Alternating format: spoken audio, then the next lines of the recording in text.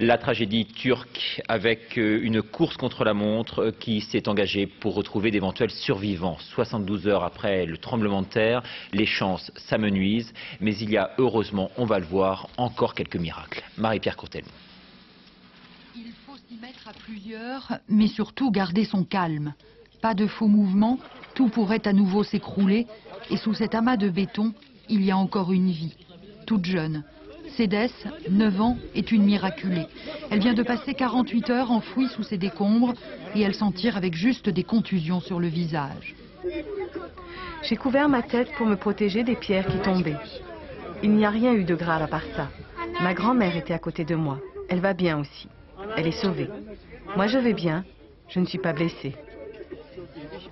Mais autour de Cédès, dans toute la région, il y a ce soir au moins 7000 victimes.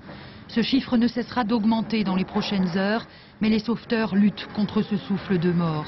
Les Français, par exemple, 150 pompiers et hommes de la sécurité civile sont aujourd'hui à pied d'œuvre en Turquie. Il est allongé le long du canapé.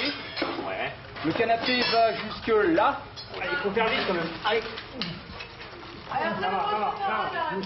Ça va, on tient.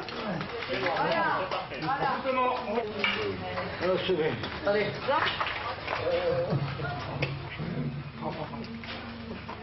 Des équipes comme celle-ci arrivent du monde entier au fil des heures, de toute l'Europe, mais aussi des États-Unis, de Russie, d'Israël ou d'Algérie. La Banque mondiale va prêter 1,3 milliard de francs à la Turquie. L'aide afflue, mais elle ne pourra arrêter un terrible chronomètre. Les chances de survie sous ces gravats, sans boire, sans manger, sont estimées à 72 heures. Le séisme a eu lieu il y a 3 jours.